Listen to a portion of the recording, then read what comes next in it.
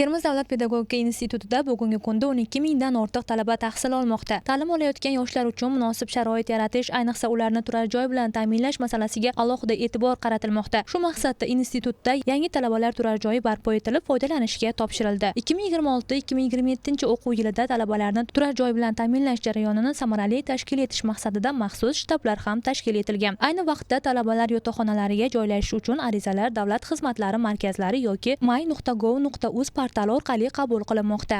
2026-2027 o'quv yilida yana bitta zamonaviy 1500 o'rinli o'quv bino va 400 o'rinli talabalar turar joyi foydalanishga topshirildi.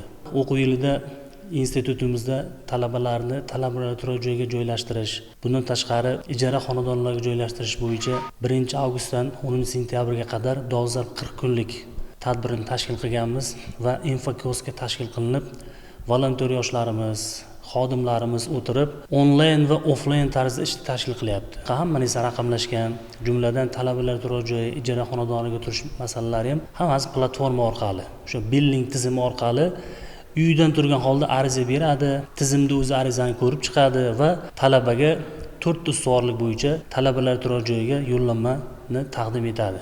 Men o'ylaymanki, yoshlarimiz, shogirdlarimiz, farzandlarimiz mana shu yoshlarga yaratilgan imkoniyatlardan oqilona foydalanib, albatta kelajakda davlatimizga, xalqimizga xizmat qiladigan yetuk, salohiyatli, intellektual, raqobatbardosh kadr yetishib, davlatimizning ravnaqiga o'zining hissasini qo'shadi. Ta'lim muassasasida turar joy uchun murojaat qilayotgan talabalar va ularning ota-onalariga amaldagi tartiblar bo'yicha tushuntirishlar berilmoqda. Unga ko'ra, avvalo belgilangan imtiyoz va ustuvorlikka ega talabgorlar, jumladan ijtimoiy himoya reyestriga kiritilgan, o'quvchisini yo'qotgan hamda boshqa hududlardan kelib tahsil olayotgan talabalar turar joylariga joylashtiriladi. Shundan so'ng mavjud bo'sh o'rinlar qolgan talabgorlar o'rtasida belgilangan tartib va navbat asosida taqsimlanadi. Umuman talabalarni turar joy bilan ta'minlash nafaqat ularning ijtimoiy himoyasini kuchaytirish, balki ta'lim olish uchun zarur sharoitlarni yaratishda ham muhim ahamiyat kasb etadi. Yangi turar joylarning foydalanishga topshirilishi va arizalarni elektron tarzda qabul qilish tizimining yo'lga qo'yilishi esa bu jarayonni yanada qulay va shaffof tashkil etishga xizmat qilmoqda.